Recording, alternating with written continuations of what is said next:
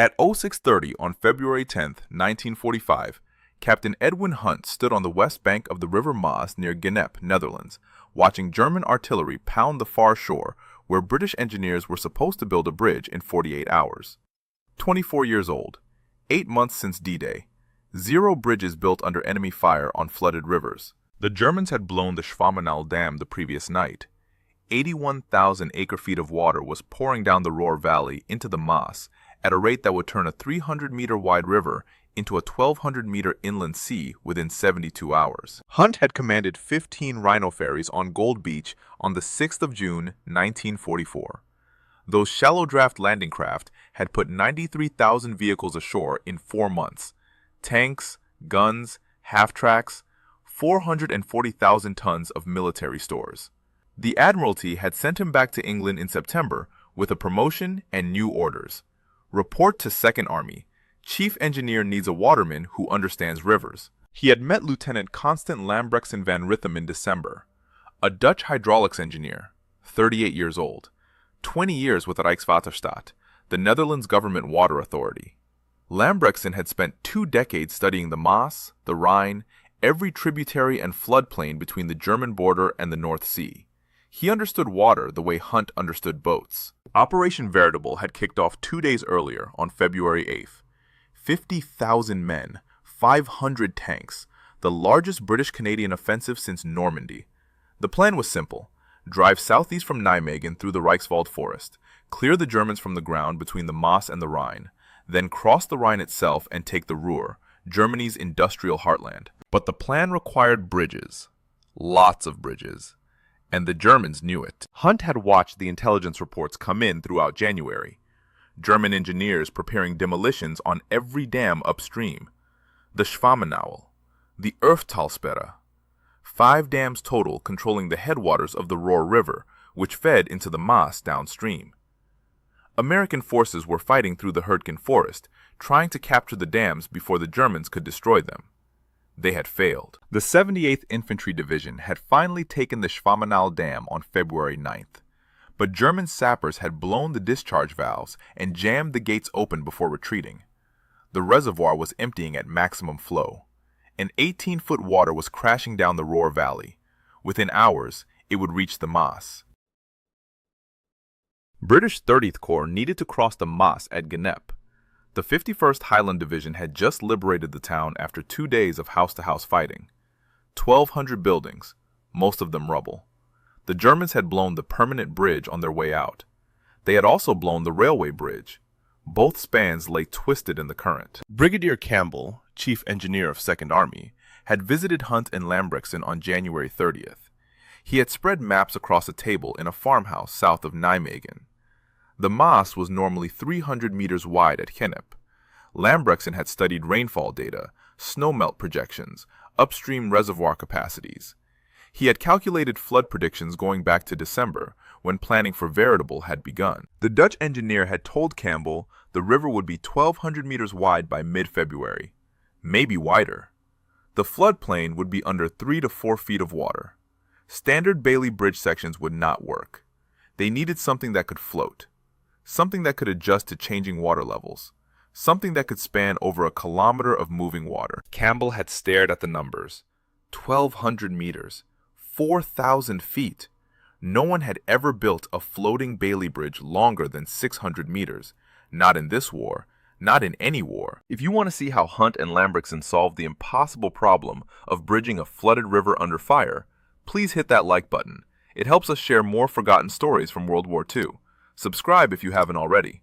Back to Hunt. Hunt looked at the water now. The mass was already rising.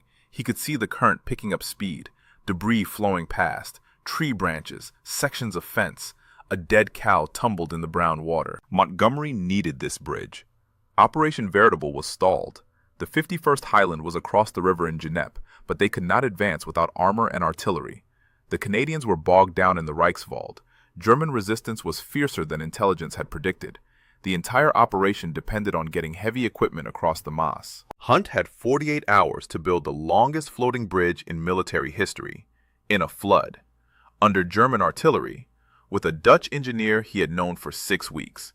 And if he failed, 50,000 men would be trapped on the wrong side of a river that was about to become a lake. Hunt had arrived at 2nd Army headquarters in Den Bosch on October 2, 1944, 3 days after the city's liberation. The chief engineer's staff had set up operations in the town hall. Maps covered every wall: the Maas, the Rhine, the Waal, every river between the Allied front lines and Berlin. Brigadier Campbell had explained the problem. Montgomery's 21st Army Group was planning a winter offensive into Germany. The attack would require crossing multiple rivers. The Germans would blow every bridge. Allied engineers would need to replace them. Fast, under fire, in conditions no one had trained for. Campbell needed someone who understood water, not just bridge construction, water itself, currents, tides, flood dynamics. Someone who could look at a river and know whether a bridge would hold or wash away in the first hour. Hunt's file had crossed Campbell's desk in late September. Rhino Ferry Commander, Gold Beach, 93,000 vehicles delivered, 440,000 tons of stores, 0 ferries lost to tides or currents. The Navy had noted something unusual. Hunt had predicted tide changes more accurately than the charts. He had positioned his ferries in currents that other commanders avoided. He had an instinct for water. Campbell had given Hunt an office and a stack of hydrological surveys, Dutch government data, German engineering reports captured in France, rainfall records going back 20 years. Hunt had studied the Maas for 6 weeks before he met Lambrechtsen. The Dutch engineer had walked into Hunt's office in early December. No appointment. He had simply appeared one morning with a leather satchel full of maps. The British had located him in a refugee center in Eindhoven. A civil engineer with Rijkswaterstaat, the Netherlands government water authority. He had spent 20 years managing flood control on the Maas and Rhine river systems. Lambrechtsen had spread his maps across Hunt's desk. Hand-drawn, decades of measurements, water levels at every season, snowmelt patterns, spring floods, summer droughts. He had measured the Maas in places where the river had not existed on British maps. Old channels, overflow routes, sections of floodplain that only filled once every 10 years. The two men had worked together through December and January. Hunt provided military requirements, bridge capacity, load ratings, construction timelines. Lambrechtsen provided predictions, where the river would be, how high, how fast, what the bottom looked like, whether pontoons would hold or drag. By late January, they had identified Genep as the critical crossing point. The town sat on high ground on the east bank. The west bank at Uffeld had a solid approach road. The ferry crossing that had operated there for centuries proved the riverbed was stable. And the floodplain was wide enough that even a major flood would spread out rather than concentrate into a destructive channel. But Lambrechtsen had warned about the dams. The Schwamenau Dam alone held 81,000 acre-feet of water. If the Germans destroyed it, or even damaged the outlet controls, the resulting flood could raise the Maas by 15 feet, maybe more. The river would spread across the entire floodplain. A standard fixed bridge would be underwater. Pontoons anchored to the banks would rip loose. They needed a floating bridge. But floating Bailey bridges had limitations. The longest one built so far in the war was the Blackfriars Bridge over the Rhine at Ries, 555 meters including approaches. And that had been built in calm conditions after the fighting had moved east. Genep would require 1,200 meters, maybe 1,300 if the flood was as bad as Lambrechtsen predicted. Twice the length of any floating Bailey bridge ever attempted, built during active combat operations, on a river that was rising by the hour. Campbell had listened to their proposal on January 30th. He had studied Lambrechtsen's calculations, checked the math twice. Then he had turned to his second-in-command, Colonel Otto Phibbs, and issued orders. Tell the sappers at Mook to start building 80-foot floating Bailey sections. Keep building until we tell them to stop. We are going to need every meter they can produce. The 51st Highland Division had attacked Genep on February 11th. The Germans had defended every building, every street. The Scots had fought through rubble and minefields for 36 hours. By dawn on February 12th, the Union Jack flew over what remained of the town hall. Hunt stood on the west bank now, February 10th, 48 hours before the Highlanders would finish clearing Genep, 72 hours before his engineers could even start building, and the water was already rising faster than Lambrechtsen had calculated. On February 5th, A Canadian Spitfire had flown the reconnaissance mission that confirmed Lambrechtson's worst predictions. Flight Lieutenant Lightbody, Photographic Reconnaissance Unit. He had taken his aircraft down to 100 feet over the Maas floodplain. Forward-facing oblique photographs every 2 seconds. The images had arrived at 2nd Army headquarters 6 hours later. The German trenches along the east bank were already waterlogged. The lock at Sambeek, 3 kilometers upstream, was under 2 feet of water, and this was before the Schwammenau Dam had blown. Lambrechtson had studied the photographs with a magnifying glass. He had pointed out features that meant nothing to the intelligence officers, but everything to a hydraulics engineer. The weir at Sambeek had been scoured by November floods. A bypass channel had formed around it. The weir gates were ineffective.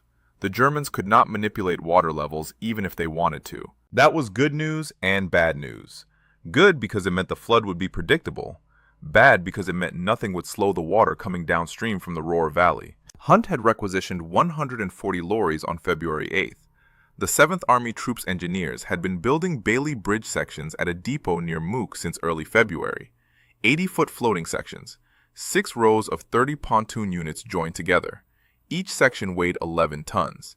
Each section required specialized handling equipment. The lorries had arrived at the depot on February 9th. The same day, the Schwammenau Dam fell. The same day, German sappers destroyed the discharge valves. The convoy had loaded through the night. Bailey panels, pontoons, decking, ramps, anchoring equipment, welding gear. Every component needed to build a floating bridge that did not yet have a final design because no one knew exactly how wide the river would be when construction started. The convoy had staged in the town square at St. Anthony's, 4 kilometers west of the Maas. 140 lorries packed with bridge components, waiting for the order to move forward, waiting for the 51st Highland Division to clear Genep so the engineers could begin work. Hunt had watched the Highlanders attack on February 11th. The 5th Battalion Black Watch, the 7th Gordons, the 1st Gordons, Scottish infantry fighting through a town that the Germans had turned into a fortress. Every house was a strong point. Every street was mined. The Germans had 19 days to prepare defenses after they retreated across the Maas in late January. 19 days to wire explosives, dig trenches, position machine guns. The battle for Genep had lasted 36 hours, house to house, room to room. The Scots had taken casualties from snipers, mortars, mines, and artillery. German 88th mm guns firing from positions east of the river. The shells had crashed into buildings that were already burning. Rubble had collapsed into the streets. The Highlanders had pushed through anyway. By dawn on February 12th, it was over. The Germans had withdrawn across the Neers River, 2 kilometers east of Genep. They had blown both bridges behind them, the permanent road bridge, the railway bridge. Both spans dropped into the current. Steel and concrete twisted into barriers that made the Maas uncrossable by conventional means. Hunt had entered Genep 2 hours after the last German soldier retreated. 1,200 buildings, maybe 300 still standing. The rest were rubble. Walls without roofs, roofs without walls. The town center was gone. The ferry house on the riverbank, where generations of Dutchmen had operated the crossing, was a pile of bricks. But the ferry approaches were intact. The roads leading down to where the ferry had docked were still solid. Lambrechtson had been right. This was the place to build. The approaches would save nearly 1,000 meters of Bailey bridging. Once the floodplain dried, those approach roads would be usable immediately. The bridge would only need to span the actual river channel, not the temporary floodplain. Except the floodplain was not going to dry. Not for weeks, maybe months. Hunt had stood on the west bank and watched the Maas rise. The water was already 50 meters wider than normal. Brown, fast, debris flowing past every few seconds. The current was picking up speed as more water poured down from the Rohr Valley. He had 48 hours before Montgomery's staff would demand answers. How long to build the bridge? How much weight it could carry? When the first tanks could cross? Questions that Hunt could not answer, because the river was still changing, still rising, still spreading across the floodplain that Lambrechtson had predicted would be 1,200 meters wide. The 7th Army Troops engineers were ready. 140 lorries loaded with bridge sections, crews trained on Bailey construction, welders, riggers, boat operators who could position pontoons in moving water. Everything was ready except the river itself. Construction began at 0700 on February 12th. The Maas had risen another meter overnight. Lambrechtsen had measured the floodplain at dawn, 1,100 meters from the west bank approach road to the east bank, and still rising. Hunt had positioned his command post in what remained of a warehouse on the Ophelt side.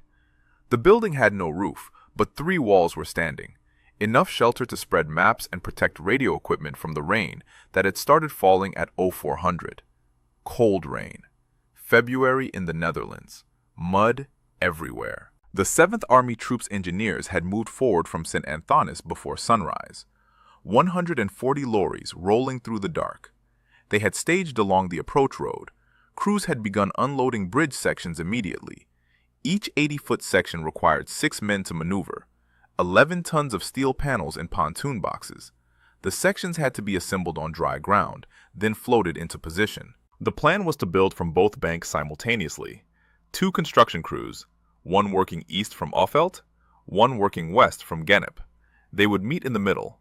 Standard Bailey Bridge procedure. Except nothing about this bridge was standard. A Class 40 Bailey pontoon bridge consisted of prefabricated steel panels mounted on floating pontoon units. Each pontoon was a watertight steel box, 4 feet wide, 7 feet long, 30 inches deep. The boxes were joined together in groups to create floating platforms.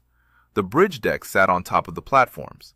The entire structure could flex with wave action and adjust to changing water levels. But the system had limits. The pontoons had to be anchored, not to the riverbed, which was too deep and the current too strong, to the banks. Heavy cables ran from each pontoon platform to anchor points driven into the ground on both shores.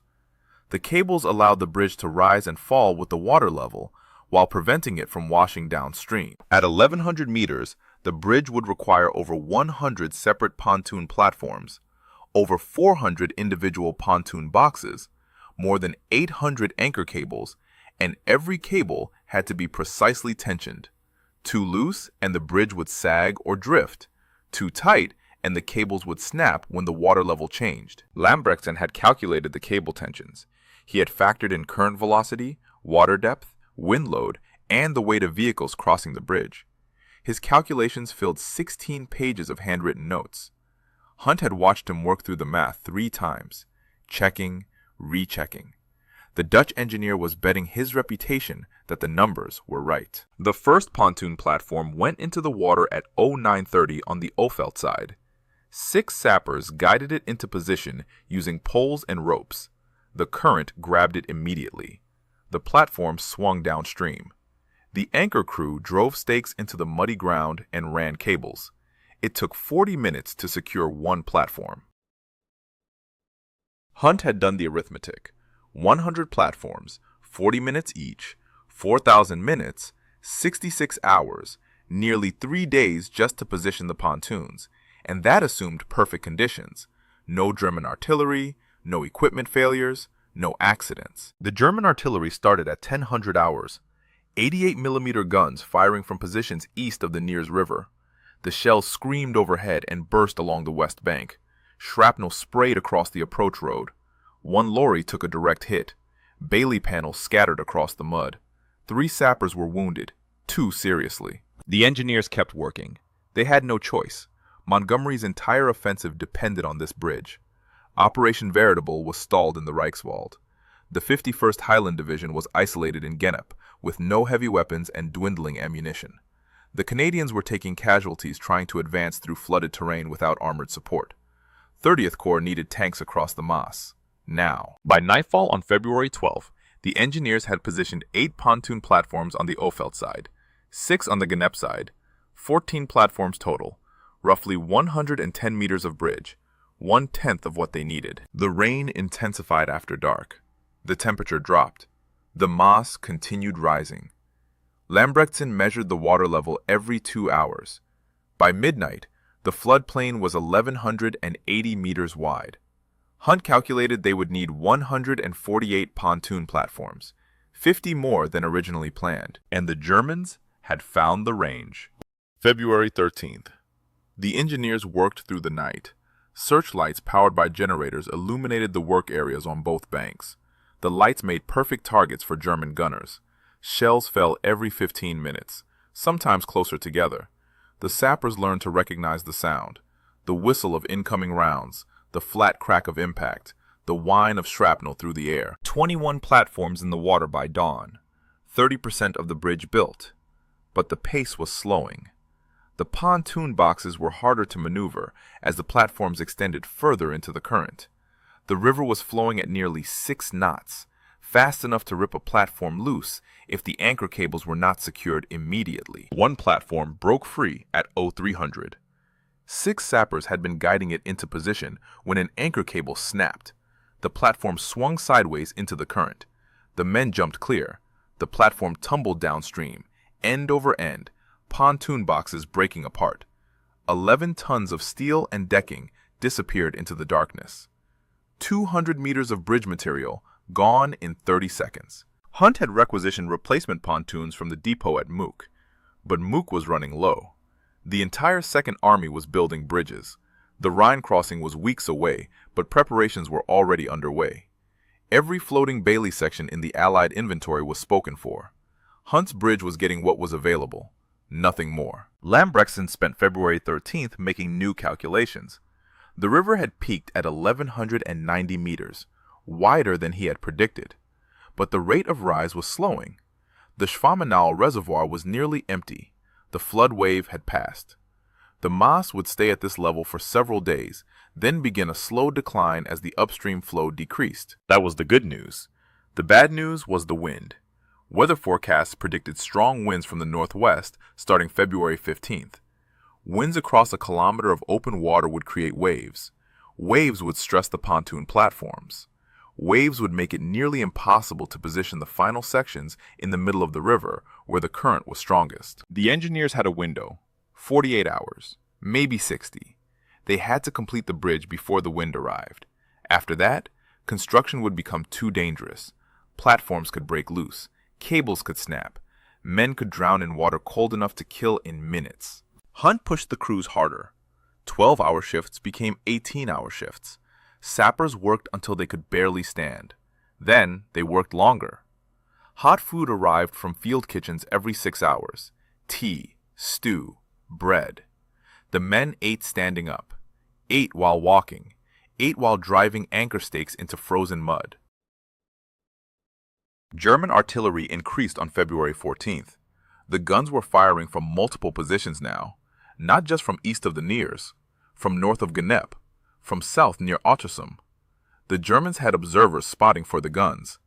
Every time the engineers concentrated in one area, shells arrived within minutes. 4 sappers were killed on February 14th. Direct hit on a work crew positioning a platform near the Genep shore. The blast threw 2 men into the river.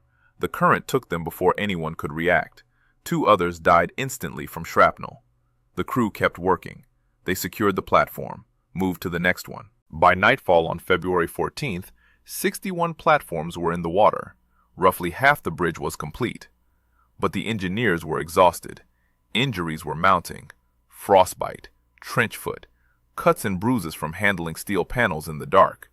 3 men had been evacuated with broken bones, falls from platforms, crushed hands, the kind of accidents that happened when men worked past the point of fatigue. And then the floodplain began to drain. Lambrechtsen noticed it first.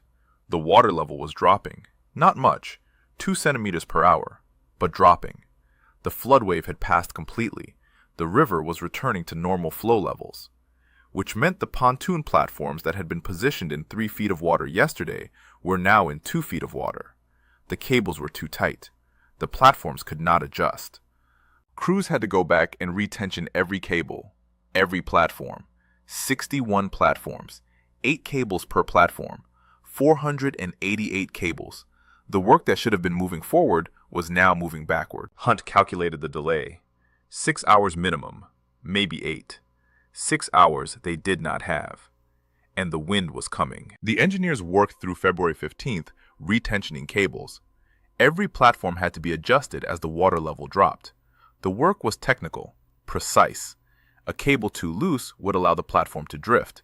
Too tight, and it would snap when vehicles crossed and the bridge flexed under load. Lambrechtsen moved from platform to platform with a measuring tape and notebook. He checked cable angles, measured water depth, calculated new tension values. His hands were raw from the cold. His uniform was soaked from spray coming off the river. He had not slept in 36 hours. Hunt established a relay system. Runners carried Lambrechtsen's calculations from the river to crew chiefs on both banks. The chiefs adjusted cable tensions based on the numbers.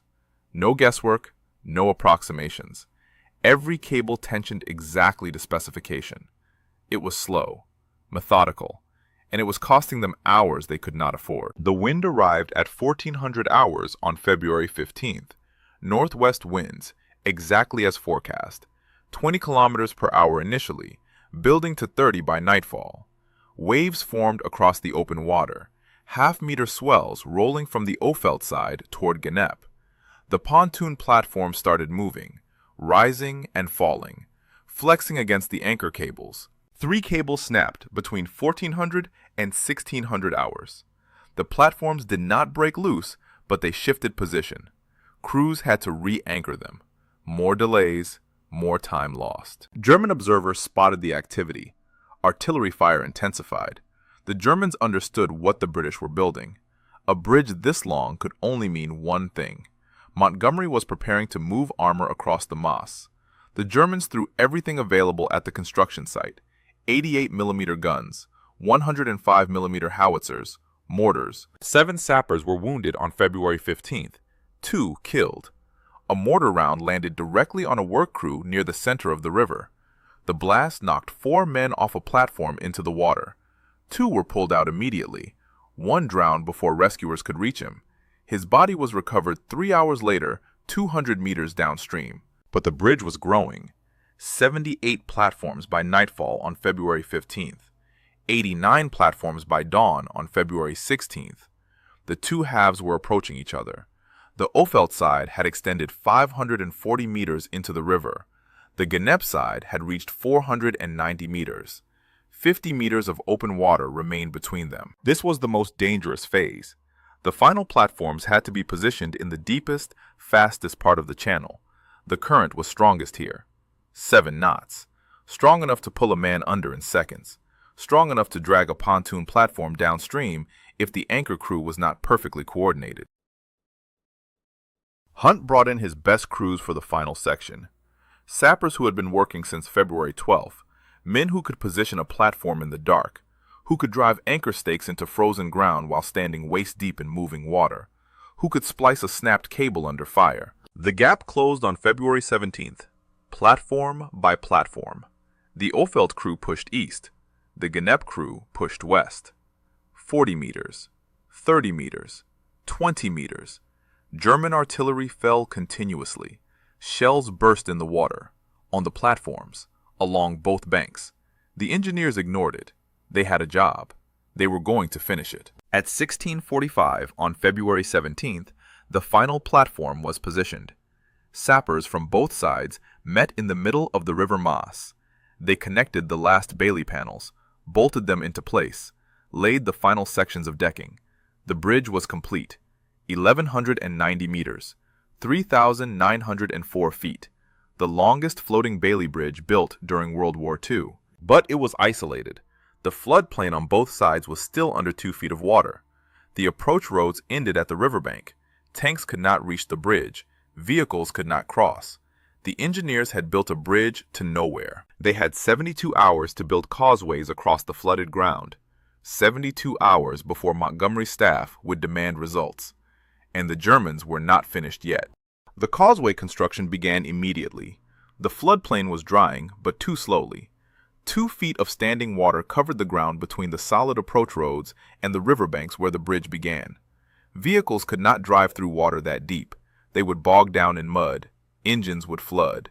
The entire crossing would become a traffic jam under German artillery fire. Hunt's engineers built temporary roadways across the flooded sections. Crushed stone, gravel, Bailey bridge panels laid flat to create a solid surface. The work was brutal. Trucks dumped tons of fill material into standing water. Sappers spread it by hand. Shovels, rakes, boots sinking into mud with every step. The causeway on the Ophelt side required 200 meters of fill. The Gnep side needed 170 meters. Both had to support the weight of Churchill tanks, 40 tons each, the heaviest armor in the British inventory. If a tank broke through the causeway surface, it would sink into the mud, block the entire crossing, trap every vehicle behind it. Lambrechtsen calculated the load-bearing requirements. 6 inches of crushed stone minimum, 8 inches in sections where the mud was deepest, compacted, graded. Drainage ditches dug along both sides to channel water away from the roadbed. The work required precision in conditions that made precision nearly impossible. German artillery shifted targets on February 18th. The guns had been hitting the bridge itself. Now they targeted the causeways. Shells fell among the work crews. Explosions threw mud and gravel into the air. Craters formed in the freshly laid roadbed. Crews filled the craters, laid more stone, kept moving. 6 sappers were wounded on February 18th, 1 killed, shrapnel from a mortar round.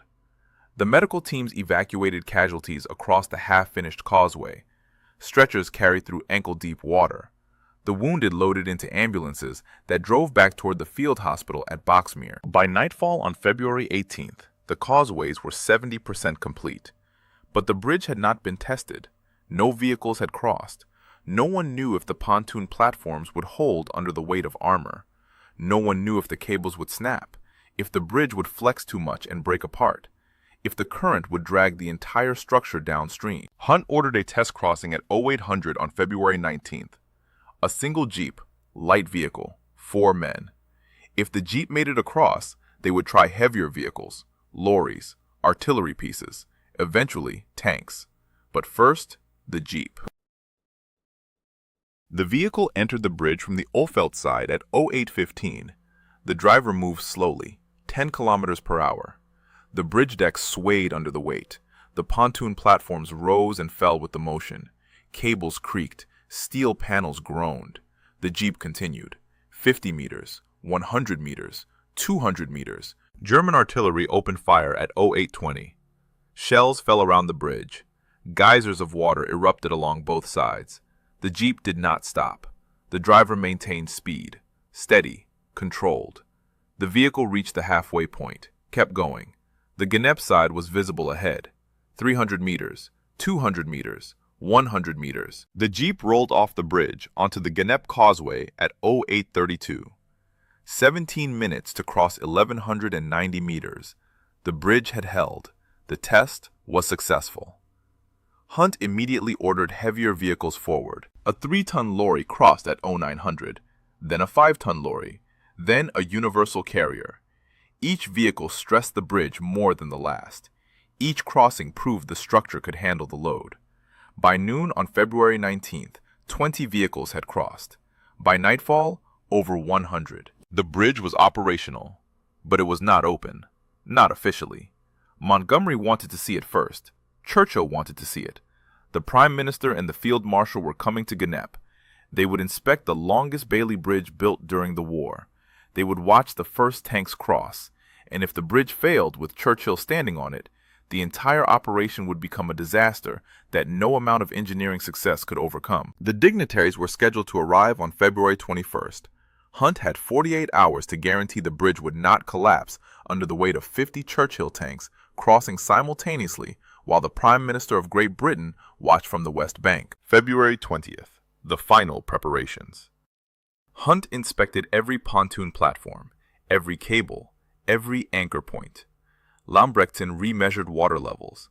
The floodplain was still draining, slowly. The water level had dropped another 10 centimeters overnight. Cables needed adjustment again.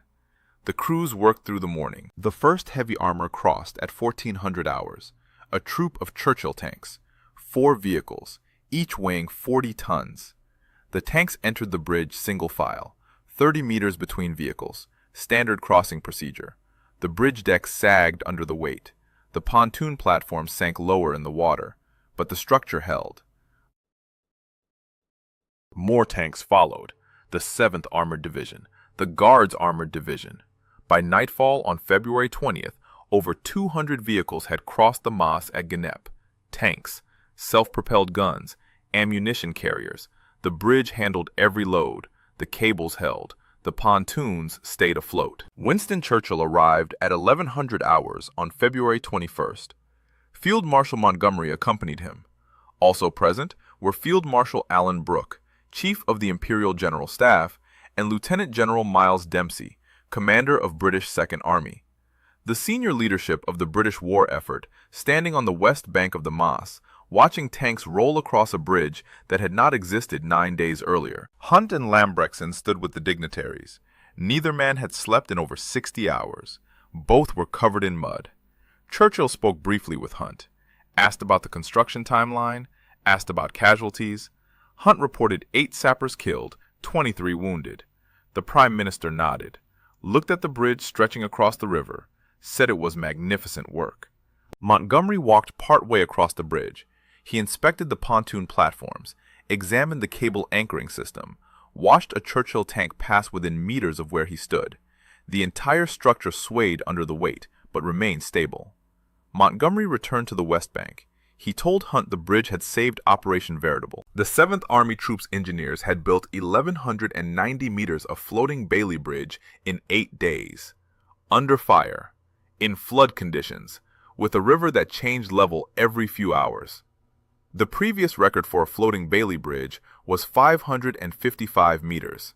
This bridge was more than double that length. The causeway work continued through late February.